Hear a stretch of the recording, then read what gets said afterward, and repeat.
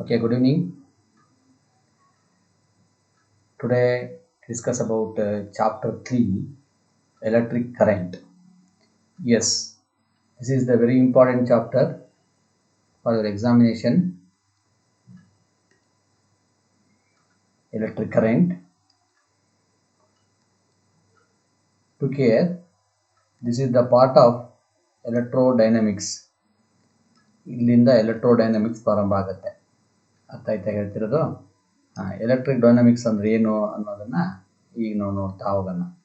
ಎಲೆಕ್ಟ್ರೋಡೈನಮಿಕ್ಸ್ ಅಂದ್ರೆ ಏನು, ಅದ್ರ ಏನೇನು ಕಾನ್ಸೆಪ್ಟ್ ಬರುತ್ತೆ ಅನ್ನೋದನ್ನ ಈಗ ಒನ್ ಬೈ ಒನ್ ಡಿಸ್ಕಸ್ ಮಾಡ್ತಾ ಹೋಗೋಣ. Okay, look at the electric current. The branch of physics that deals with the charges in motion is called current electricity. Look here, in the earlier two chapters is called as electrostatics. That means the branch of physics deals the charges at rest, that is static property, electrostatics. You know in the earlier two chapters what is charge, what is field, what is potential, so and so. Now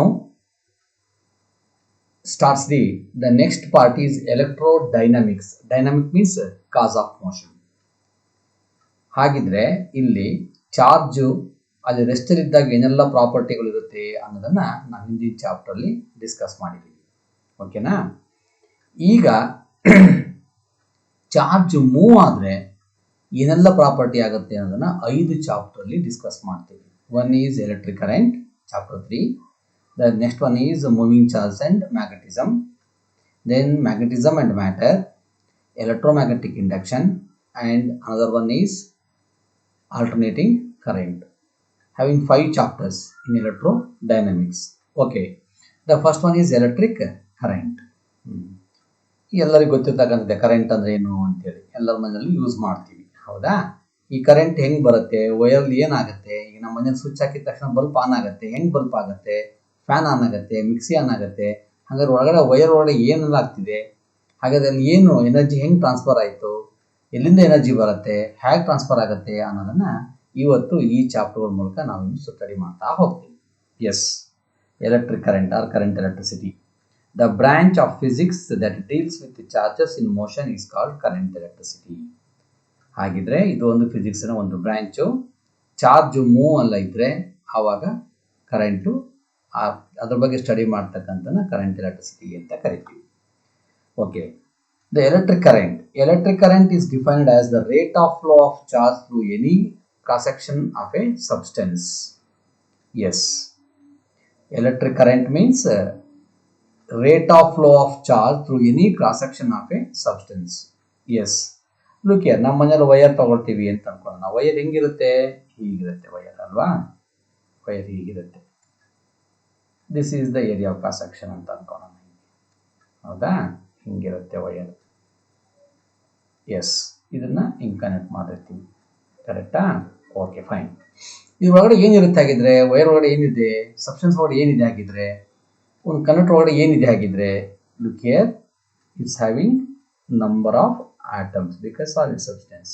ಹಿಂಗೆ solid substance ಇದ್ರೊಳಗಡೆ number of ಆಟಮ್ಸ್ಗಳಿದ್ದಾವೆ. ಆಟಮ್ಸ್ಗಳಿದ್ದಾವೆ. ಹೀಗೆಲ್ಲ ಆಟಮ್ಸ್ಗಳಿರ್ತವೆ, ಕರೆಕ್ಟಾ? S, atoms ಇರ್ತವೆ. ಈ atoms ಒಳಗಡೆ ಏನಿದೆ? The centre core of the atom is called as nucleus. ಇದ್ರೊಳಗಡೆ nucleus ಇದೆ. ಪ್ರತಿಯೊಂದು ಆಟಮ್ ಒಳಗಡೆ ಏನಿರುತ್ತೆ? ನ್ಯೂಕ್ಲಿಯಸ್ ಇರುತ್ತೆ. Then the electrons are revolve on the nucleus in the permitted orbit. You know in the lowest classes ಈ ಸುತ್ತಲೂ ಎಲೆಕ್ಟ್ರಾನ್ಸ್ಗಳು revolve ಆಗ್ತಿರ್ತವೆ.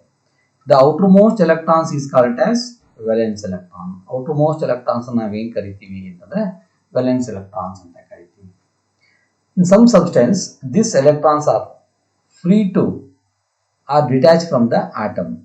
ಈ ಔಟರ್ ಮೋಸ್ಟ್ ಎಲೆಕ್ಟ್ರಾನ್ಸ್, ವೇಲೆನ್ಸ್ ಎಲೆಕ್ಟ್ರಾನ್ಸ್ಗಳು ಏನಿದಾವಲ್ಲ, ಇಲ್ಲಿದಾವಲ್ಲ, ಒಂದು ಆಟಮ್ಗೆ ತೆಗಿತಕ್ಕಂಥ ಲಾಸ್ಟ್ ಔಟರ್ ಮೋಸ್ಟ್ ವೇಲೆನ್ಸ್ ಎಲೆಕ್ಟ್ರಾನ್ಸ್ಗಳು ಇದಾವಲ್ಲ, ಇವು ಏನು ಮಾಡ್ತವೆ ಅಂದರೆ ಸಬ್ಸ್ಟೆನ್ಸ್ ಒಳಗಡೆ ಫ್ರೀ ಆಗಿ ಮೂವ್ ಆಗ್ತಿರುತ್ತೆ at normal condition.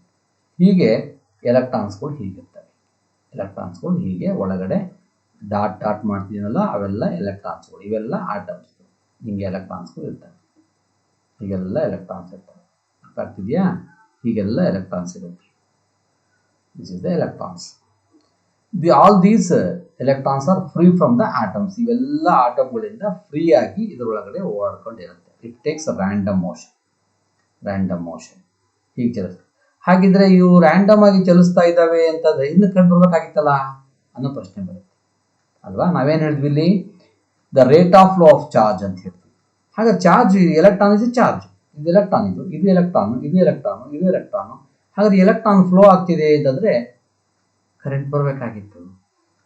ಹಿಂಗೇನಾದ್ರೂ ವೈರಲ್ಲಿ current ಬರೋದಾಗಿದ್ರೆ KEB ಡಿಪಾರ್ಟ್ಮೆಂಟೇ ಬೇಕಾಗಿರ್ಲಿಲ್ಲ ನಮಗೆ ಅಲ್ವಾ.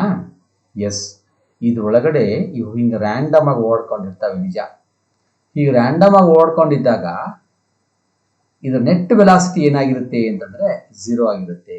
ರ್ಯಾಂಡಮ್ ವೆಲಾಸಿಟಿ ಅಂದರೆ ಅದು U ಅಂತ ಕರಿತೀವಿ. ಮುಂದೆ ಬರುತ್ತೆ, ಇವತ್ತು ಹೇಳ್ತೀನಿ. ಅದನ್ನು ನಾವು 0 ಅಂತ ಕರಿತೀವಿ. ಅಂದರೆ ಒಳಗಡೆನೆ ಓಡಾಡ್ಕೊಂಡಿದ್ರೆ ಆವಾಗ ಅದನ್ನು ನಾವು ಕರೆಂಟ್ ಫ್ಲೋ ಆಫ್ ಚಾರ್ಜ್ ಅಂತ ಕರೆಯಲ್ಲ. ಓಡ್ಕೊಂಡಿದ್ದೇವೆ, ರ್ಯಾಂಡಮ್ ಆಗಿ ಓಡ್ಕೊಂಡಿದ್ದೇವೆ. When have to apply the electric field or potential, ಇದಕ್ಕೆ ನಾವು ಹೀಗೆ ಒಂದು ಬ್ಯಾಟ್ರಿ ಕನೆಕ್ಟ್ ಮಾಡೋಣ, ಅಥವಾ ಒಂದು ಸೆಲ್ ಕನೆಕ್ಟ್ ಮಾಡೋಣ. ಒಂದು ಸೆಲ್ ಹಿಂಗೆ ಕನೆಕ್ಟ್ ಮಾಡೋಣ, ಹಿಂಗೊಂದು ಸೆಲ್ ಕನೆಕ್ಟ್ ಮಾಡೋಣ. ಇರಲಿ, ತಪ್ಪಾಗಿದೆ, ಇರಲಿ. ಹಿಂಗೆ ಸೆಲ್ ಕನೆಕ್ಟ್ ಮಾಡಿದ್ವಿ ಅಂತ ಅನ್ಕೊಳ್ಳೋಣ. ಆವಾಗ ಏನಾಗುತ್ತೆ, ಇದು ಪಾಸಿಟಿವ್, ಇದು negative. Electric lines of force originate from positive charge end at negative charge. ಅಂದರೆ ಎಲೆಕ್ಟ್ರಿಕ್ ಲೈನ್ಸ್ ಆಫ್ ಫೋರ್ಸ್ ಹೆಂಗಿರುತ್ತೆ, ಹೀಗಿರುತ್ತೆ. ಎಸ್, ಅಂದರೆ ಇದು ಪಾಸಿಟಿವ್, ಇದು ನೆಗೆಟಿವ್. ಈ ಎಲೆಕ್ಟ್ರಾನ್ಸ್ಗಳು ಏನಾಗಿರ್ತವೆ, ದಿಸ್ ಈಸ್ ನೆಗೆಟಿವ್. ಎಲೆಕ್ಟ್ರಾನ್ಸ್ ಅಲ್ಲಿ ಏನು, negative charge particle. This positive potential attracts the electron. ಈ ಎಲೆಕ್ಟ್ರಾನ್ಸ್ ಏನು ಮಾಡುತ್ತೆ, ಅಟ್ರಾಕ್ಟ್ ಮಾಡುತ್ತೆ. Then this electron takes motion like this type. ಹಿಂಗೆ ಎಲೆಕ್ಟ್ರಾನ್ಸ್ ಏನು ಮಾಡ್ತೇವೆ ಅಂತಂದರೆ ಚಲಿಸಕ್ಕೆ ಪ್ರಾರಂಭ ಮಾಡ್ತೇವೆ, ಹೀಗೆ ಚಲಿಸ ಶುರು ಮಾಡ್ತೇವೆ. ಇದು ಮೋಷನ್ ಅಂತ ಕರೀತೀವಿ. ಇಲ್ಲೇನು ಹೇಳಿದೆ ನಾವು, electric current defined as the rate of flow of charge through any cross section of a substance. Okay, ಇದು ಏರಿಯಾ ಆಫ್ ಕ್ರಾಸ್ ಸೆಕ್ಷನ್. ಇಲ್ಲೂ ಬರ್ಕೊಳ್ಳೋಣ, ಏರಿಯಾ ಆಫ್ ಕ್ರಾಸ್ ಸೆಕ್ಷನ್ ಇಲ್ಲಿ ಬರ್ಕೊಳ್ಳೋಣ. ಇದು ಏರಿಯಾ ಆಫ್ ಕ್ರಾಸ್ ಸೆಕ್ಷನ್. ಇದ್ರ ಮೂಲಕ with respect to rate of means with respect to time. With respect to time ಎಷ್ಟು electrons flow ಆಗುತ್ತೆ ಒಂದು ಕಂಡಕ್ಟರು ಅಥವಾ ಒಂದು substance. This is the area of cross section. Then this is the free electron from the atom. ಇವು ಎಲೆಕ್ಟ್ರಾನ್ಸ್ಗಳು ಆಟಮಿಂದ free ಆಗಿದ್ದಾವೆ, random ಆಗಿ ಓಡ್ಕೊಂಡಿದ್ವು. ಅವಾಗ ನೆಟ್ ವೆಲಾಸಿಟಿ 0 ಆಗಿರುತ್ತೆ ಅಂತ ಹೇಳಿದ್ವಿ. ಯಾವಾಗ ನೀವು ಪೊಟೆನ್ಷಿಯಲ್ನ ಕೊಟ್ರಿ, ವಿ ಕೊಟ್ರಿ, ಪೊಟೆನ್ಷಿಯಲ್ ಕೊಟ್ವಿ ಅಂದರೆ ಫೀಲ್ಡ್ ಇರಲೇಬೇಕು. ಯಾಕೆ, E is equal to dV/dr. V ಇದೆ ಅಂದರೆ ಪೊಟೆನ್ಷಿಯಲ್ ಇದೆ ಅಂದರೆ ಫೀಲ್ಡ್ ಇದೆ, ಫೀಲ್ಡ್ ಇದೆ ಅಂದರೆ ಫೋರ್ಸ್ ಇದೆ ಅಲ್ವಾ. ಇಲ್ಲಿ ಫೀಲ್ಡ್ ಇದೆ ಅಂದರೆ ಇಲ್ಲೆಲ್ಲ ಫೀಲ್ಡ್ ಇದೆ. ಇದು ಪಾಸಿಟಿವ್ ಪೊಟೆನ್ಷಿಯಲ್ ಆಗಿರೋದ್ರಿಂದ ಈ ಕಡೆ ಪಾಸಿಟಿವ್, ಈ ಕಡೆ ನೆಗೆಟಿವ್ ಇರೋದ್ರಿಂದ ಈ ನೆಗೆಟಿವ್ ಏನು ಮಾಡುತ್ತೆ, ಈ ನೆಗೆಟಿವ್ ಚಾರ್ಜ್ ಅನ್ನು ರಿಪಲ್ ಮಾಡುತ್ತೆ. Electrons negative charge. Then this positive charge attract ಮಾಡುತ್ತೆ. ಹಾಗೆ ಎಲೆಕ್ಟ್ರಾನ್ಸ್ ಏನಾಗ್ತವೆ, ಈ ಕಡೆಗೆ ಡ್ರಿಫ್ಟ್ ಆಗ್ತವೆ, ಚಲಿಸ್ತವೆ. ಹೀಗೆ ಒಂದು ಏರಿಯಾ ಆಫ್ ಕ್ರಾಸ್ ಸೆಕ್ಷನ್ ಅಲ್ಲಿ ಎಷ್ಟು ಎಲೆಕ್ಟ್ರಾನ್ಸ್ಗಳು with respect to the time flow ಆಗುತ್ತೋ ಅದನ್ನ ನಾವೇನು ಕರಿತೀವಿ ಅಂತಂದ್ರೆ ಎಲೆಕ್ಟ್ರಿಕ್ ಕರೆಂಟ್ ಅಂತ ಕರಿತೀವಿ. ಬಹಳ ಸಿಂಪಲ್. ನಿಮ್ಮ ಮನೆಯಲ್ಲಿ ವೈರ್ ಇದೆ, ವೈರ್ ಒಳಗಡೆ ಆಟಮ್ಸ್ಗಳಿದ್ದಾವೆ. ಆಟಮ್ಸಿಂದ ಔಟರ್ ಮೋಸ್ಟ್ ಎಲೆಕ್ಟ್ರಾನ್ಸು ಡಿಟ್ಯಾಚ್ ಆಗಿಬಿಟ್ಟು ಆ ವೈರ್ ಒಳಗಡೆ ರ್ಯಾಂಡಮ್ ಆಗಿ ಓಡಾಡ್ಕೊಂಡಿದೆ. ಅವಾಗ ನೆಟ್ ವೆಲಾಸಿಟಿ 0 ಆಗಿರುತ್ತೆ. Then have to apply the potential ಅಂದರೆ ಸ್ವಿಚ್ ಹಾಕ್ತೀವಿ. KEB ನಿಮಗೆ ಪೊಟೆನ್ಷಿಯಲ್ ಕೊಟ್ಟಿರ್ತಾರೆ, ವೋಲ್ಟೇಜ್ ಕೊಟ್ಟಿರ್ತಾರೆ, ನೀವು ಸ್ವಿಚ್ ಹಾಕ್ತೀವಿ. ಸ್ವಿಚ್ ಹಾಕಿದ ತಕ್ಷಣ ಮಾಡ್ತೇವೆ, ಎಲೆಕ್ಟ್ರಾನ್ಸ್ಗಳು ಡ್ರಿಫ್ಟ್ ಆಗ್ತವೆ. ಹಿಂಗೆ ಎಲೆಕ್ಟ್ರಾನ್ ಡ್ರಿಫ್ಟ್ ಆಗುತ್ತಲ್ಲ, ಈ ಡ್ರಿಫ್ಟ್ ಆಗೋದನ್ನೇ ನಾವು ಏನು ಕರಿತೀವಿ ಅಂತಂದರೆ ಕರೆಂಟ್ ಅಂತ ಕರಿತೀವಿ. ಅದನ್ನೇ ಹೇಳಿದಲ್ಲಿ rate of flow of charge through any cross section of a substance. ಹಾಗಿದ್ರೆ ಎಷ್ಟು ಎಲೆಕ್ಟ್ರಾನ್ಸ್ಗಳು ಫ್ಲೋ ಆಗ್ತವೆ, ನಂಬರ್ ಆಫ್ ಎಲೆಕ್ಟ್ರಾನ್ಸ್ ಫ್ಲೋ ಆಗುತ್ತೆ. ಪ್ರತಿಯೊಂದು ಎಲೆಕ್ಟ್ರಾನ್ ಒಂದು ಚಾರ್ಜ್ ಅಂತ ಕರೆಯೋಂಗಿಲ್ಲ. ನಿಮ್ಗೆ ಗೊತ್ತಿದೆ, ಹಿಂದಿನ ಚಾಪ್ಟರ್ ಓದಿದಿರಿ, Q is equal to N into E ಅಂತ ಓದಿದಿರಿ. Number of N means number of electrons into charge of each electron. ಇವೆರಡನ್ನು ಮಲ್ಟಿಪ್ಲೈ ಮಾಡಿದ್ರೆ Q ಬರುತ್ತೆ. N number of electrons flow ಆಗುತ್ತೆ. ಅದು ಎಷ್ಟಂತ ಮುಂದೆ ಗೊತ್ತಾಗುತ್ತೆ. ಒಂದು ಕಾಲಮ್ ಆಫ್ ಚಾರ್ಜ್ ಅಂದ್ರೆ ಏನಾಗಬೇಕು ಅಂತ ಹೇಳ್ಬಿಟ್ಟು ಹಿಂಗೆ ಎಲೆಕ್ಟ್ರಾನ್ಸ್ ಫ್ಲೋ ಆಗುತ್ತೆ. ಗೊತ್ತಾಯ್ತಾ. ಹೀಗೆ ಚಾರ್ಜ್ ಫ್ಲೋ ಆದಾಗ ವಿತ್ ರೆಸ್ಪೆಕ್ಟ್ ಟು ಟೈಮ್ ಈ ಕ್ರಾಸ್ ಸೆಕ್ಷನ್ದಲ್ಲಿ ಎಷ್ಟು ಚಾರ್ಜ್ ಫ್ಲೋ ಆಗುತ್ತೋ ಅದನ್ನು ನಾವೇನು ಕರಿತೀವಿ ಅಂದರೆ ಎಲೆಕ್ಟ್ರಿಕ್ ಕರೆಂಟ್ ಅಂತ ಕರಿತೀವಿ. If Q is the quantity of charge passing through any cross section of a substance in time t. ಇಲ್ಲಿ ಯಾಕೆ ಸಬ್ಸ್ಟೆನ್ಸ್ ತಗೊಂಡಿದ್ದೇವೆ ನಾವು ಇಲ್ಲಿ, ಕಂಡಕ್ಟರ್ ತಗೋದಾಗಿತ್ತಲ್ವಾ, ಸಬ್ಸ್ಟೆನ್ಸ್ ಯಾಕೆ ತಗೊಂಡಿದೀವಿ ನೋಡಿ. ಕರೆಂಟು, ಎಲೆಕ್ಟ್ರಿಕ್ ಕರೆಂಟ್ ಅಂತಂದ್ರೆ ಬರೀ ಸಾಲಿಡ್ ಸಬ್ಸ್ಟೆನ್ಸ್ ಅಲ್ಲಿ ಅಂದ್ರೆ ಕಂಡಕ್ಟರ್ಸ್ ಅಲ್ಲಿ ಮಾತ್ರ ಎಲೆಕ್ಟ್ರಾನ್ ಫ್ಲೋ ಆಗೋದ್ರಿಂದ ಕರೆಂಟ್ ಒಂದೇ ಬರಲ್ಲ. Ions is also constitute A current. ಹಾಗೆ ಸೆಮಿಕಂಡಕ್ಟರ್ ಮೆಟೀರಿಯಲ್ ಹೋದ್ರೆ holes also constitute A current. ಹಾಗಾಗಿ ನಾವಿಲ್ಲಿ ಯಾವ ಸಬ್ಸ್ಟೆನ್ಸ್ ಬೇಕಾದ್ರೂ ಆಗಿರ್ಬೋದು, ಸೆಮಿಕಂಡಕ್ಟರ್ ಆಗಿರ್ಬೋದು, ಕಂಡಕ್ಟರ್ ಆಗಿರ್ಬೋದು, ಅಥವಾ ಅಯಾನ್ಸ್ಗಳು ಆಗಿರ್ಬೋದು, ಯಾವ್ದು ಬೇಕಾದ್ರೂ ಕನ್ಸ್ಟಿಟ್ಯೂಟ್ ಮಾಡೋದಕ್ಕೆ ಸಬ್ಸ್ಟೆನ್ಸ್ ಅಂತ ತಗೊಂಡಿದ್ದೀವಿ. Okay, electric current is equal to charge per time. ಯಾಕೆ rate of flow of charge. Rate of flow of charge charge with respect to time, charge by time ಅಂತ ಬರ್ಕೊಂಡು. Therefore I is equal to Q by T. Therefore I is equal to Q by T. I is equal to Q by T ಅಂತ ಬರೀತೀವಿ. It's a mathematical form. Yes. ಹಾಗೆ electric current unit ಏನಾಗಿದ್ರೆ the SI unit of current is ampere. A ಅಂತ ಬರೀತೀವಿ. Actually ಏನಾಗಬೇಕಾಯ್ತು ನಿಮ್ಮ ಪ್ರಕಾರ ಇಲ್ಲಿ, ಇದು ಕೂಲಾಂಬ್, ಇದು ಸೆಕೆಂಡ್. ಇಲ್ಲಿ ನೋಡಿ ಕೆಳಗಡೆ ಇದೆ coulomb per second. Coulomb per second actually unit. Electric current actually unit ಏನಪ್ಪಾ ಅಂದ್ರೆ ಕೂಲಾಂಬ್ ಪರ್ ಸೆಕೆಂಡ್. ಆದ್ರೆ ಈ ಕಾನ್ಸೆಪ್ಟ್ ನ ಕೊಟ್ಟವ್ರು ಯಾರು? Ampere. Therefore honour to that person, ಗೌರವಪೂರ್ವಕವಾಗಿ ಏನ್ ಮಾಡಿದ್ವಿ ನಾವು? ಆಂಪಿಯರ್ ಅಂತ ಕರಿತಾ ಇದ್ದೀವಿ. ಆಕ್ಚುಲಿ ಯೂನಿಟ್ ಏನು? ಕೂಲಾಂಬ್ ಪರ್ ಸೆಕೆಂಡ್. ಗೌರವಪೂರ್ವಕವಾಗಿ ಏನ್ ಮಾಡಿದೀವಿ ಅಂದ್ರೆ ಆಂಪಿಯರ್ ಅಂತ ಕರಿತೀವಿ. The current to a conductor is said to be 1 ampere. 1 ampere ಅಂದ್ರೆ ಹೆಂಗ್ ಹೇಳೋದು? 1 ampere current if 1 coulomb of charge crosses a given section of a substance per second.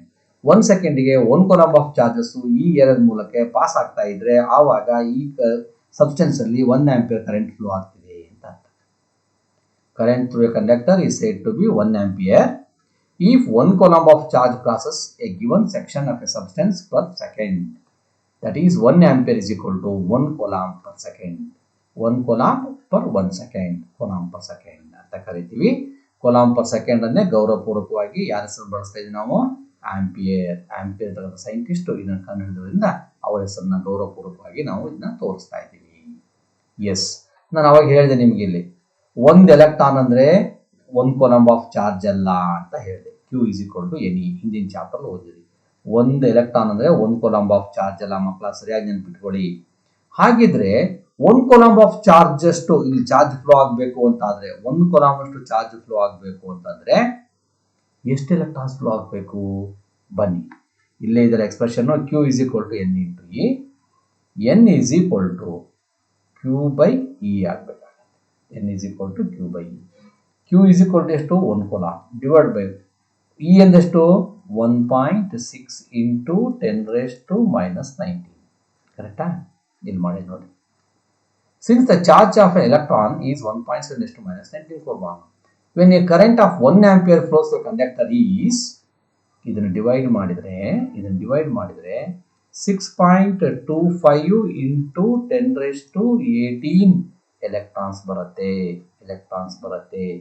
ಅದನ್ನೇಲಿ ಬರ್ದೀವಿ ಅಂದ್ರೆ ಇಲ್ಲಿ 1 ಆಂಪಿಯರ್ ಕರೆಂಟ್ ಫ್ಲೋ ಆಗುತ್ತೆ ಅಂದ್ರೆ ಎಷ್ಟು ಎಲೆಕ್ಟ್ರಾನ್ ಫ್ಲೋ ಆಗಬೇಕು? 6.25 into 10 raised to 18 ಅಂದ್ರೆ 6.25 ಅಂದ್ರೆ 6.25 ಮುಂದೆ 18 0 ಹಾಕ್ಬೇಕು. ಅಷ್ಟು ಎಲೆಕ್ಟ್ರಾನ್ಸ್ಗಳು 1 ಸೆಕೆಂಡ್ ಅಲ್ಲಿ ಫ್ಲೋ ಆದ್ರೆ ಇದರಲ್ಲಿ 1 ಆಂಪಿಯರ್ ಕರೆಂಟ್ ಫ್ಲೋ ಆಗ್ತಿದೆ ಅಂತ ಅರ್ಥ. ಅದನ್ನೇ ಇಲ್ಲಿ ಬರ್ತೀವಿ. flows in a conductor 6.25 10 raised to 18 electrons crosses any section of a substance every second. ಅರ್ಥ ಆಯ್ತಾರ ಹೇಳ್ತಿರೋದು? ಇನ್ನೊಂದ್ಸರಿ ಕೇಳ್ಕೊಳ್ಳಿ. 1 ಎಲೆಕ್ಟ್ರಾನ್ ಅಂದ್ರೆ 1 ಕೂಲಂಬ್ ಅಲ್ಲ. ಅರ್ಥ ಆಯ್ತಾ?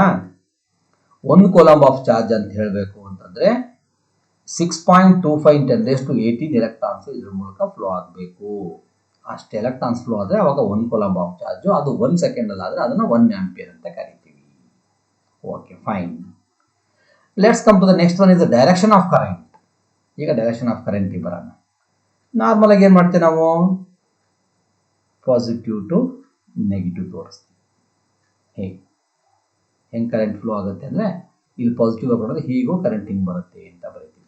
ಸಿಂಬಾಲಿಕಲಿ ಲೈಕ್ ದಿಸ್ ಟೈಪ್ ಹಿಂಗ್ ಬರೀತೀವಿ. ಎಸ್, ಹೌದು. ಇದನ್ನ ನಾವು ಹಿಂಗ್ ತೋರಿಸ್ತೀವಿ, ಈ ಪಾಸಿಟಿವ್. ಆದ್ರೆ this is not a correct way. ಇದು ಕರೆಕ್ಟ್ ವೇ ಅಲ್ಲ. ಯಾಕಲ್ಲ? This is the conventional direction of current ಅಂತ ಕರಿತೀವಿ. ಯಾಕೆ ಅಂತಂದ್ರೆ the discovery of electron substance electrons ಇದೆ ಗೊತ್ತಾಗಿದೆ ಯಾವಾಗ ನಮಗೆ? 1897 ನಲ್ಲಿ ನಮ್ಗೆ ಗೊತ್ತಾಗುತ್ತೆ ಇವಾಗ ಎಲೆಕ್ಟ್ರಾನ್ ಇದೆ ಅಂತ. ಬಟ್ ಕರೆಂಟ್ ಯಾವಾಗ ಕಂಡುಹಿಡ್ಕೊಂಡಿದ್ವಿ ನಾವು 17th ಸೆಂಚುರಿ ಕಂಡುಹಿಡ್ಕೊಂಡಿದ್ವಿ ಕರೆಂಟ್ ಅವಾಗ ಬೆಂಜಮಿನ್ ಫ್ರಾಂಕ್ಲಿನ್ ಹೇಳಿದ್ರು ಕರೆಂಟು ಅಂತ. ಕರೆಂಟ್ ನಮಗೆ ಗೊತ್ತಿತ್ತು, ಒಂದು ವಯರ್ದ ಕರೆಂಟ್ ಫ್ಲೋ ಮಾಡ್ತಿದ್ವಿ, ಹೆಂಗ್ ಕರೆಂಟ್ ಫ್ಲೋ ಆಗುತ್ತೆ ಅಂತ ಗೊತ್ತಿರಲಿಲ್ಲ ನಮಗೆ.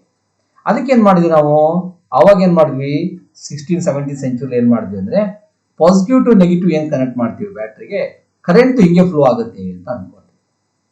ಆದ್ರೆ 1897 onwards J Thomson the discovery of electron ನ ಕಂಡಿಡಿದ ಮೇಲೆ ಗೊತ್ತಾಯಿತು ಎಲೆಕ್ಟ್ರಾನ್ ಹೀಗೆ ಅಂದ್ರೆ ನಾವೇನ್ ಬರ್ಕೊಂಡಿದ್ದೇವಲ್ಲ ಹೀಗೆ ಎಲೆಕ್ಟ್ರಿಕ್ ಫೀಲ್ಡ್ ಹೀಗೆ ಅಪ್ಲೈ ಆಗುತ್ತೆ ಅಂತ ಹೇಳಿದಲ್ಲ, ಪಾಸಿಟಿವ್ ಟು ನೆಗೆಟಿವ್ ಅಂತ ಹೇಳಿದಲ್ಲ, ಅದ್ರ ವಿರುದ್ಧವಾಗಿ ಚಲಿಸುತ್ತೆ ಎಲೆಕ್ಟ್ರಾನು ಅಂತ ಗೊತ್ತು. ಯಾಕೆ ಎಲೆಕ್ಟ್ರಾನ್ಸ್ ನೆಗೆಟಿವ್ ಚಾರ್ಜ್ ಹಿಂಗ್ ಚಲಿಸುತ್ತೆ ಅಂತ ಗೊತ್ತಾಯ್ತು ನಮ್ಗೆ.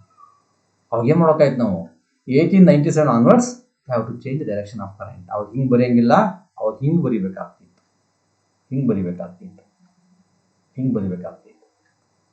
ಆದ್ರೆ ನಾವು ಆಲ್ರೆಡಿ ಈ ತರ ಬಳಸ್ತಾ ಇರೋದ್ರಿಂದ ಹೀಗೆ ಚೇಂಜ್ ಮಾಡೋದು ಸೂಕ್ತ ಅಲ್ಲ ಅಂತ ಏನ್ ಮಾಡಿದ್ವಿ ಅಂತಂದ್ರೆ ಇದನ್ನೇ ನಾವೇನ್ ಮಾಡಿದ್ವಿ ಅಂದ್ರೆ ಕನ್ವೆನ್ಷನಲ್ ಡೈರೆಕ್ಷನ್ ಆಫ್ ಕರೆಂಟ್ ಅಂತ ಕರ್ಕೊಂಡ್ವಿ. ಅರ್ಥ ಆಗತ್ತೆ ಹೇಳ್ತಿರೋದು? Look here, this is the convention. ನಿಜವಾಗ್ಲೂ ಅಲ್ಲ ಇದು, this is not A correct way, but this is called as A conventional direction of current ಅಂತ ಕರ್ಕೊಂಡ್ವಿ. ಹಿಂಗ್ ತೋರಿಸ್ಬೇಕಾಗಿತ್ತು, ಹಿಂಗ್ ತೋರಿಸ್ತಾ ಇದ್ದೀವಿ. ಅದಕ್ಕೆ ಈಗೂ ನಾವು ಹಿಂಗೆ ಬರಿತೀವಿ, ಹಿಂಗೆ ಬರೆಯಲ್ಲ, ಹಿಂಗೆ ಬರಿತೀವಿ. ಹಿಂಗೆ ಯಾಕೆ ಬರಿತೀವಿ ಅಂತಂದ್ರೆ ಇದು this is called as conventional direction of current. Actually ನಾವು ಹಿಂಗೆ ಬರಿಬೇಕಾಗ್ತಿತ್ತು, ಕರೆಂಟ್ ಹಿಂಗ್ ಫ್ಲೋ ಆಗುತ್ತೆ ಅಂತ. ಅದಕ್ಕೆ ಡೈರೆಕ್ಷನ್ ಆಫ್ ಕರೆಂಟ್ ಬಗ್ಗೆ ಇಲ್ಲ ಸ್ವಲ್ಪ. Conventional direction of current in direction which the positive charge flows that is from a point of higher potential to a point of lower potential. In metallic conductor, electrons are charge carriers and moves in direction opposite to conventional current. To get a steady current in a conductor at a constant potential difference achieved by connecting the ends of the conductor to the terminal of a cell. ಅದಕ್ಕೆ ನಾವು ಹೇಳಿದ್ದು. ಇನ್ನೊಂದು ಬಹಳ important ನೋಡಿ, ಕರೆಂಟಿಗೆ direction ಇದೆ. Q/T ಹಾಕಿದ ಕರೆಂಟಿಗೆ magnitude ಬರುತ್ತೆ. That means this current having both magnitude and direction ಇದೆ, ಮ್ಯಾಗ್ನಿಟ್ಯೂಡ್ ಇದೆ. ಫಾರ್ಮುಲಾಗೆ ವ್ಯಾಲ್ಯೂ ಹಾಕಿದ್ರೆ ಆಟೋಮೆಟಿಕ್ ಎಷ್ಟು 1 amp current, 2 amp current, 3 amp current, 5 amp current ಬರುತ್ತೆ. Having a magnitude and also direction. ಹಾಗಿದೆ ಮ್ಯಾಗ್ನಿಟ್ಯೂಡ್ ಡೈರೆಕ್ಷನ್ಸ್ ಇದೆ. ಎಲೆಕ್ಟ್ರಿಕ್ ಕರೆಂಟ್ ಅಂತ ಕರಿಬೇಕಾಯ್ತು, ಹಾಗಿದ್ರೆ ನಾವು ವೆಕ್ಟರ್ ಕ್ವಾಂಟಿಟಿ ಅಂತ ಕರಿಬೇಕಾಯ್ತು. ಆದ್ರೆ ನೆನ್ಪಿಟ್ಕೊಳ್ಳಿ ಮಕ್ಕಳ, look here, electric current has a direction and magnitude, but it is a scalar. ಯಾಕಿರ್ಬೋದು? Because it does not obey the laws of vector addition. ನೋಡಿ ಚೆನ್ನಾಗಿದೆ, ಅದಕ್ಕೆ ಹೇಳೋದು ಫಿಸಿಕ್ಸ್ ಅಲ್ಲಿ ನಾವು ಅನ್ಕೊಂಡಲ್ಲ, ಫಿಸಿಕ್ಸ್ ಅಲ್ಲ ನೋಡಿ. This quantity having both magnitude and direction, but it is not a vector, but it is a scalar because it could not obey the law of vector of addition. You know, in the first we see law of triangle of addition of vector, law of polygon of addition of vector, law of parallelogram of addition of vectors ಅಂತೆಲ್ಲ ಓದಿದ್ನ ಇದೆ ಅಲ್ವಾ. ಆ vector addition formula, vector additions ಅನ್ನ ಕರೆಂಟ್ಗೆ ಮಾಡ್ಲಿಕ್ಕೆ ಬರಲ್ಲ. ಹಾಗಾಗಿ ಇದು ಸ್ಕೇಲಾರ್ ಕ್ವಾಂಟಿಟಿ ಆಗಿರುತ್ತೆ. ಬಹಳ ಇಂಪಾರ್ಟೆಂಟ್ ನೋಟು, CET ಬೇಕಾಗುತ್ತೆ, ಜ್ಞಾಪಕ ಇಟ್ಕೊಳ್ಳಿ. ಸ್ವಾಭಾವಿಕ ಅನ್ಸ್ಬಿಡುತ್ತೆ ನಮಗೆ, ಕರೆಂಟ್ ಡೈರೆಕ್ಷನ್ಸ್ ಬರಿತೀವಿ, ಮ್ಯಾಗ್ನಿಟ್ಯೂಡ್ ಇದೆ, ಹಾಗಾಗಿ ವೆಕ್ಟರ್ ಆಗಿರುತ್ತೆ ಅಂತ ಅನ್ಕೊಂಡಿರ್ತೀವಿ. No, this is a scalar quantity. Yes, current conductor the microscopic view already ಹೇಳಿದೆ, ಇನ್ನೊಂದ್ಸಲ ಎಕ್ಸ್ಪ್ಲೇನ್ ಮಾಡ್ತಾ ಹೋಗ್ತೇನೆ. Most of the metallic conductors have 1 or 2 electrons in the outermost cell. Already ಹೇಳಿದೆ, ಹೌದಾ? These electrons are known as valence electrons or free electrons. These valence electrons are not attached to any particular atom of a material but free to move within the material. These electrons are known as conduction electrons or free electrons. Already ಹೇಳಿದೆ, ಹೌದಾ? ಪ್ರತಿ atom ಅಲ್ಲೂ outermost electrons valence electrons ಅಂತ ಕರಿತೀವಿ. ಇವು attach ಆಗಿರಲ್ಲ. ಇವು ಏನು ಮತ್ತು ನಾರ್ಮಲ್ ಕಂಡೀಷನ್ಸ್ ಅಲ್ಲಿ ಆಟಮ್ ಇಂದ ಫ್ರೀ ಆಗಿ ಒಳಗಡೆ ರ್ಯಾಂಡಮ್ ಆಗಿ ಓಡ್ಕೊಂಡಿರುತ್ತೆ. Rest of the material is a collection of relatively heavily positive ions called lattice. ಈಗ ಬರೋಣ, ಒಂಚೂರು ಎಕ್ಸ್ಪ್ಲೈನ್ ಮಾಡ್ತೀನಿ ಈಗ. ಎಸ್, ಈಗ ಹೇಳಿದೆ ಇದು ಆಟಮು ಅಂತ ಹೇಳಿದೆ, ಇದು ಎಲೆಕ್ಟ್ರಾನ್ ಅಂತ ಹೇಳಿದೆ. ಎಲೆಕ್ಟ್ರಾನ್ಸ್ ಇಂದ ಡಿಟ್ಯಾಚ್ ಆಗಿದೆ. ಹಾಗಿದ್ರೆ this electron loses the electron. This atom loses the electron. Then ಈ ಆಟಮ್ ಏನಾಗಬೇಕಾಯ್ತು? ಈ ಆಟಮ್ ಅಲ್ಲಿ ಏನಿದೆ? Equal number of protons and electrons ಇತ್ತು. ಎಲೆಕ್ಟ್ರಾನ್ಸ್ ಅನ್ನು ಕಳ್ಕೊಳ್ತು, ಪ್ರೋಟಾನ್ಸ್ ಸಂಖ್ಯೆ ಜಾಸ್ತಿ ಆಯಿತು. That becomes positive. ಆದರೆ ಇದನ್ನು ಪಾಸಿಟಿವ್ ಅಂತ ಕರೆಯಂಗಿಲ್ಲ. ಹೊಸ ಶಬ್ದ ಬಳಸ್ತೀವಿ. ಯಾವುದನ್ನು? ಆಟಮನ್ನು. ಎಲೆಕ್ಟ್ರಾನ್ನ ಕಳ್ಕೊಳ್ತು, ಇದರಲ್ಲಿ ಪ್ರೋಟಾನ್ ಸಂಖ್ಯೆ ಜಾಸ್ತಿ ಆಯಿತು. Therefore, this type of atom is called as positive ions. That is called as lattice. ನಮ್ಮ ನೆನಪಿಟ್ಕೊಳ್ಳಿ ಶಬ್ದ ಲ್ಯಾಟಿಸ್ ಅಂತ ಕರಿತೀವಿ. ಇವನ್ನೆಲ್ಲವನ್ನು ಲ್ಯಾಟಿಸ್, ಪಾಸಿಟಿವ್ ಲ್ಯಾಟಿಸ್ ಅಂತ ಕರಿತೀವಿ. ಇವೆಲ್ಲವೂ ನೆಗೆಟಿವ್ ಎಲೆಕ್ಟ್ರಾನ್ಸು. ಇವುಗಳು ಏನಾಗಿದ್ದಾವೆ? ಎಲೆಕ್ಟ್ರಾನ್ ಕಳ್ಕೊಂಡಿರೋದ್ರಿಂದ this become positive, this also become positive, this also become positive. ಇವೆಲ್ಲ ಪಾಸಿಟಿವ್ ಆಗಿರೋದ್ರಿಂದ ಇವನ್ನ ಪಾಸಿಟಿವ್ ಅಯಾನ್ನ ನಾವು ಏನು ಕರಿತೀವಿ ಅಂದರೆ ಲ್ಯಾಟಿಸ್ ಅಂತ ಕರಿತೀವಿ. ಅದನ್ನೇ ಹೇಳಿರೋದು. Electrons, free electrons, rest of the material of collection of relatively heavy positive ions called lattice. The free electrons in a conductor are in the state of random motion. Already heard. In the absence of an electric field, the motion of electron is completely random, and there is not net flow of electrons inside the material. U is equal to 0. Hence, there is no net current through the conductor. Already heard. ನಿಮಗೆ ಈ ಎಲೆಕ್ಟ್ರಾನ್ಸ್ಗಳು random ಆಗಿ ಓಡ್ಕೊಂಡಿರ್ತವೆ. ಹೀಗೆ ಓಡ್ಕೊಂಡಿದ್ದಾಗ ನಾವು external electric ಫೀಲ್ಡನ್ನು ಕೊಡ್ದಂಗಿದ್ರೆ, ಅಂದರೆ external electric ಪೊಟೆನ್ಷಿಯಲ್ನ ಕೊಡ್ದಂಗಿದ್ರೆ ಸುಮ್ಮನೆ ಒಂದು wire ಓಡ್ಕೊಂಡಿರ್ತವೆ. ಆವಾಗ net velocity ಏನಾಗಿರುತ್ತೆ? 0 ಆಗಿರುತ್ತೆ. ರ್ಯಾಂಡಮ್ ಮೋಷನಿಂದ ಕರೆಂಟ್ ಕನ್ಸ್ಟಿಟ್ಯೂಟ್ ಆಗಲ್ಲ. ಹಂಗೇನಾರು ಆಗಿದ್ರೆ ಖಾಲಿ ವೈರಲ್ಲೇ ಕರೆಂಟ್ ಬಂದುಬಿಡೋದು. ಹಾಗೆಲ್ಲ ಆಗಲ್ಲ. Yes, when an external electric field is applied to a metal, each conduction electron experience a force in a direction opposite to the direction of the field. Thereby, electron experience a acceleration. Because of this acceleration, the electron slowly drift in the direction opposite to the field. With the constant average velocity is known as the drift velocity. Yes, ಇಲ್ಲಿ ಬನ್ನಿ ಈಗ. ಈಗ then have to apply the external electric field. ಅಂದರೆ ಈ potential ಕೊಟ್ವಿ, battery connect ಮಾಡಿದ್ವಿ, potential ಕೊಟ್ವಿ. Potential ಇದೆ ಅಂದರೆ ಫೀಲ್ಡ್ ಇದೆ ಅಂತ ಅರ್ಥ. ಇಲ್ಲಿ ಫೀಲ್ಡ್ ಈ ಡೈರೆಕ್ಷನ್ಸ್ ಅಲ್ಲಿ ಇದೆ. ಅವಾಗ ಎಲೆಕ್ಟ್ರಾನ್ಸ್ ಡ್ರಿಫ್ಟ್ ಆಗುತ್ತೆ. ಈಗ ಮಾತ್ರ ಕರೆಂಟ್ ಕನ್ಸ್ಟಿಟ್ಯೂಟ್ ಆಗುತ್ತೆ. ಇವು ನಿಧಾನವಾಗಿ ಒಂದು ವೆಲಾಸಿಟಿಯಲ್ಲಿ ಚಲಿಸ್ತಾ ಇರ್ತವೆ. ಈ ಆವರೇಜ್ ವೆಲಾಸಿಟಿ ನಾವು ಏನು ಕರಿತೀವಿ? ಎಲೆಕ್ಟ್ರಾನ್ ಡ್ರಿಫ್ಟ್ ಆಗುತ್ತಲ್ಲ, ಅದು ಆವರೇಜ್ ವೆಲಾಸಿಟಿ ಇರುತ್ತೆ. ಈ ಆವರೇಜ್ ವೆಲಾಸಿಟಿ ನಾವು ಏನು ಕರಿತೀವಿ ಅಂದರೆ ಡ್ರಿಫ್ಟ್ ವೆಲಾಸಿಟಿ ಅಂತ ಕರಿತೀವಿ. ಈಗ ಬರೋಣ. ಹಾಗೆ ಡ್ರಿಫ್ಟ್ ವೆಲಾಸಿಟಿ ಅಂದ್ರೆ ಏನು? Drift velocity is defined as the average velocity with which free electrons in a conductor are drifted in a direction opposite to the direction of the applied electric field. Applied electric field na ವಿರುದ್ಧವಾಗಿ ನೋಡಿ ತೋರಿಸ್ತೀನಿ ನೋಡಿ. Applied electric field na ವಿರುದ್ಧವಾಗಿ electron drift ಆಗ್ತಿದ್ರೆ this velocity, average velocity of the electron, free electrons is called as average. Example ನೀವೇನು ಮಾಡ್ತೀರಿ ಗೊತ್ತಾ? ಈ ವರ್ಡ್ ಬರೆಯೋದೇ ಇಲ್ಲ. ಆವರೇಜ್ ವರ್ಡ್ ಬರೆಯೋದಿಲ್ಲ. ಏನು ಬರ್ತೀರಿ? ಇದು defined as the velocity which free electrons ಅಂತ ಬರ್ಬಿಡ್ತೀರಿ. ಆವರೇಜ್, ಸರಾಸರಿ ವೇಗ. ಏನು ಸರಾಸರಿ ಬಂತು ಇಲ್ಲಿ? ಯಾಕೆ ಸರಾಸರಿ ಬಂತು? ಅಂದರೆ ಇಲ್ಲಿ ಏನು ತೋರಿಸ್ತೀನಿ, ಇವೆಲ್ಲ ಎಲೆಕ್ಟ್ರಾನ್ಸ್ಗಳು ಹೌದಾ? ಇದು ಒಳಗಡೆ ಗ್ಯಾಪಲ್ಲಿ ಏನಿದಾವೆ? ಇಲ್ಲಿ ಏನಿದಾವೆ? ಲ್ಯಾಟಿಸ್, ಪಾಸಿಟಿವ್ ಅಯಾನ್ಸ್ಗಳು ಇದಾವೆ. ಹಿಂಗೆ ಪಾಸಿಟಿವ್ ಅಯಾನ್ಸ್ಗಳು ಇದಾವೆ. ಹಿಂಗೆಲ್ಲ ಪಾಸಿಟಿವ್ ಅಯಾನ್ಸ್ಗಳು, ಹಿಂಗೆ ಪಾಸಿಟಿವ್ ಅಯಾನ್ಸ್. ಈಗ ಎಲೆಕ್ಟ್ರಾನು ಡ್ರಿಫ್ಟ್ ಆಗ್ಬೇಕಾದ್ರೆ ಮಾಡುತ್ತೆ, ಇಲ್ಲಿ ಬರುತ್ತೆ, ಇಲ್ಲಿ ಡಿಕ್ಕಿ ಹೊಡೆಯುತ್ತೆ, ತಪ್ಪಿಸ್ಕೊಳ್ಳುತ್ತೆ, ಮತ್ತೆ ಹಿಂಗೆ ಹೋಗುತ್ತೆ.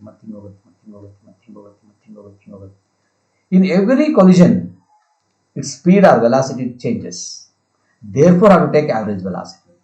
In any electron move like this type against the electric field or applied electric field, then it collision with positive lattice ಅಂದ್ರೆ ಆಟಮ್ಗಳು ಅಥವಾ ಪಾಸಿಟಿವ್ ಅಯಾನ್ಸ್ ಜೊತೆಗೆ ಏನು ಮಾಡುತ್ತೆ? ಡಿಕ್ಕಿ ಹೊಡಿತಾ ಹೋಗಬೇಕಾದ್ರೆ in every collision it changes the speed or velocity. Therefore, to take average velocity, ಅದಕ್ಕೆ average velocity ಅಂತ ತಗೊಳ್ತೀವಿ. ಅರ್ಥ ಆಗುತ್ತಲ್ಲ ಹೇಳ್ತಿರೋದು? Yes. ಈಗ ಬರೋಣ.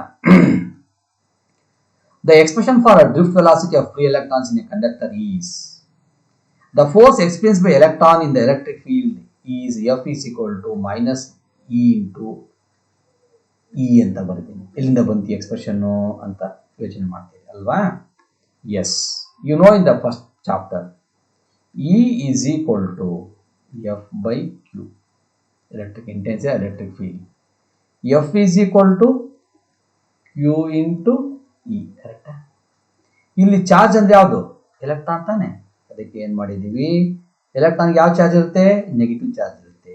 ನೆಗೆಟಿವ್ ಪ್ರಾಪರ್ಟಿ ಇರೋದ್ರಿಂದ Q ಇದ್ದಲ್ಲಿ ಏನು ಮಾಡಿದ್ವಿ ಅಂದರೆ E ಬರ್ಕೊಂಡಿದ್ದೀವಿ, minus E into capital E. ಅಂದರೆ ಈಗ ಪೊಟೆನ್ಷಿಯಲ್ ಕೊಟ್ವಿ, ಪೊಟೆನ್ಷಿಯಲ್ ಕೊಟ್ಟ ತಕ್ಷಣ ಎಲೆಕ್ಟ್ರಾನ್ ಏನಾಯಿತು ಹಿಂಗೆ ಚಲಿಸ್ಲಿಕ್ಕೆ ಪ್ರಾರಂಭ ಮಾಡ್ತು.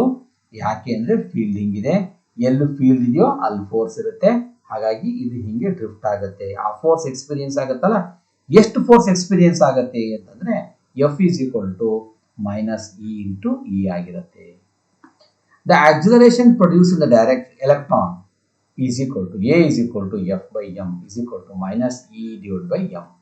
ಹೆಂಗೆ ಬರ್ಕೊಂಡ್ವಿ ಇದನ್ನ? ಎ ಈಸ್ ಈಕ್ವಲ್ ಟು ಇದು ಆಕ್ಸಿಲೇಟ್ ಆಗುತ್ತಲ್ಲ, ಯಾಕೆ ಹೇಳಿ? The rate of change of velocity is called acceleration.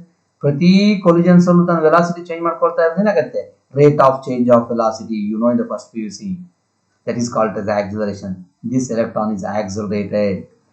Then you know the first PUC, Newton's laws of motion.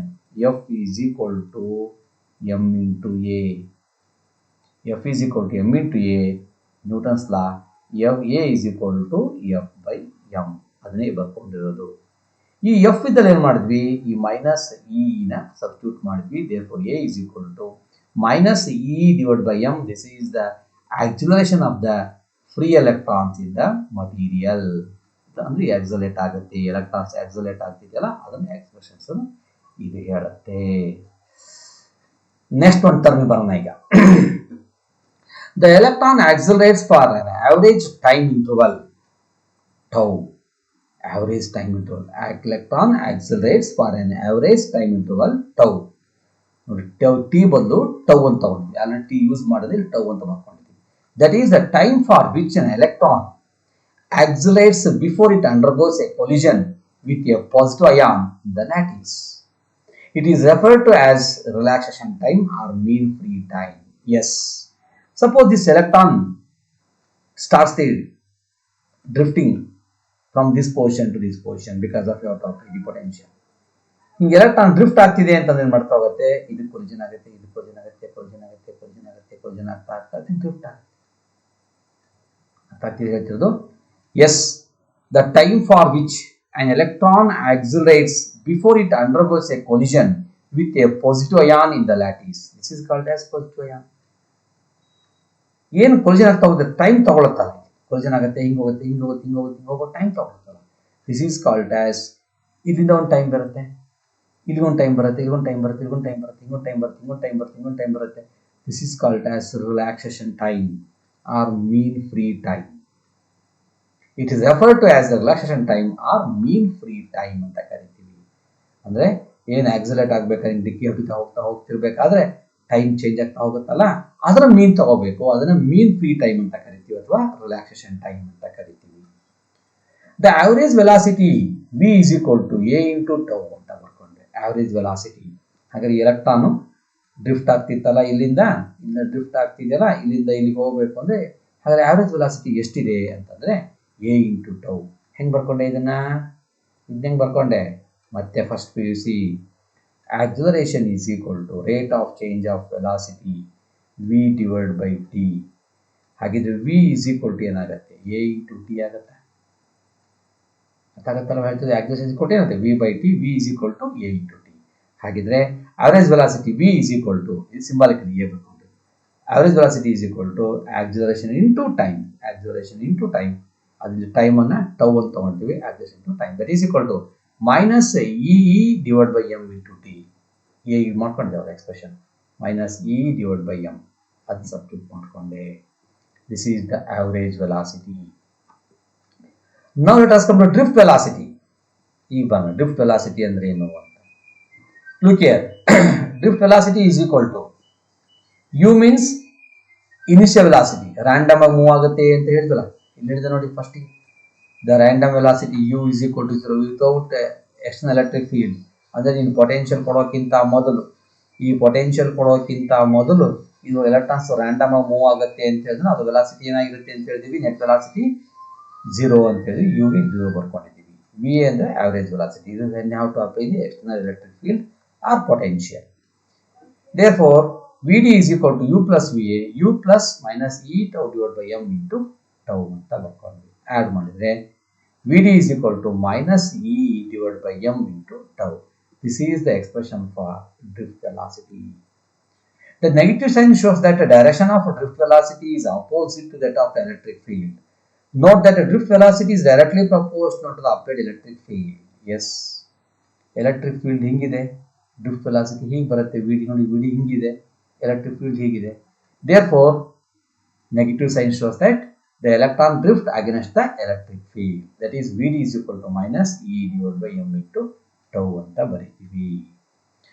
S drift speed ಅಥವಾ velocity Vd is equal to drift speed ಅಂತ ಕರ್ಕೊಂಡಿ ನೋಡಿ. ಇಲ್ಲಿ ಅನ್ನತ್ತೆ ಏನು speed ಅಂತ ಬರ್ಕೊಂಡ್ವಿ, ಇದು ಮೈನಸ್ ತೆಗೆದುಬಿಟ್ವಲ್ಲ ಇಲ್ಲಿ. ಏನು speed is the magnitude of velocity, you know in the first PUC speed is a scalar, it's having only magnitude, velocity having magnitude and direction.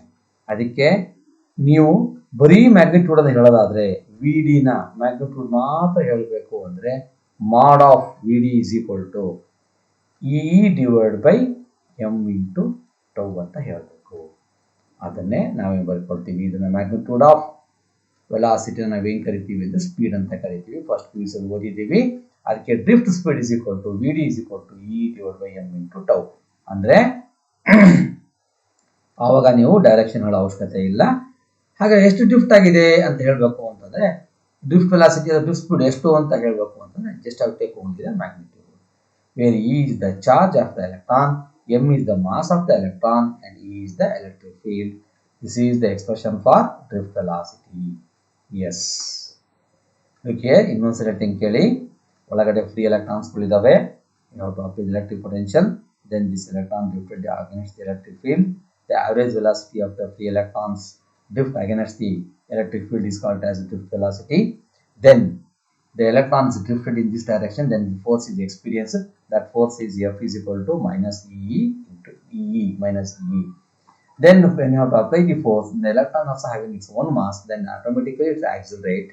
Therefore, the acceleration of the free electron, that is A is equal to F by m from the first PUC. Then substitute the F value minus E divided by m. Okay. Then it takes collision between the positive lattice, which times are the time taken is called as relaxation time or mean free time. That is mean free time or relaxation time. Therefore, the velocity is equal to acceleration into time. Then E is equal to minus E divided by m into tau. This is how it become look in the from first PUC. Then the drift velocity is equal to net initial velocity without electric field. Then you have to apply electric field. Add ಮಾಡಿದ್ರೆ this is become this one. That's Vd is equal to minus E divided by m into tau. This is called as expression for drift velocity. Negative sign shows that the drift velocity is always opposite to the direction of electric field. Then you have to take only the magnitude. Magnitude is called as speed. Velocity magnitude speed ಅಂತ ಕರಿತೀವಿ. The drift speed is equal to Vd is equal to E divided by m into tau. This is the expression for drift velocity. Yes.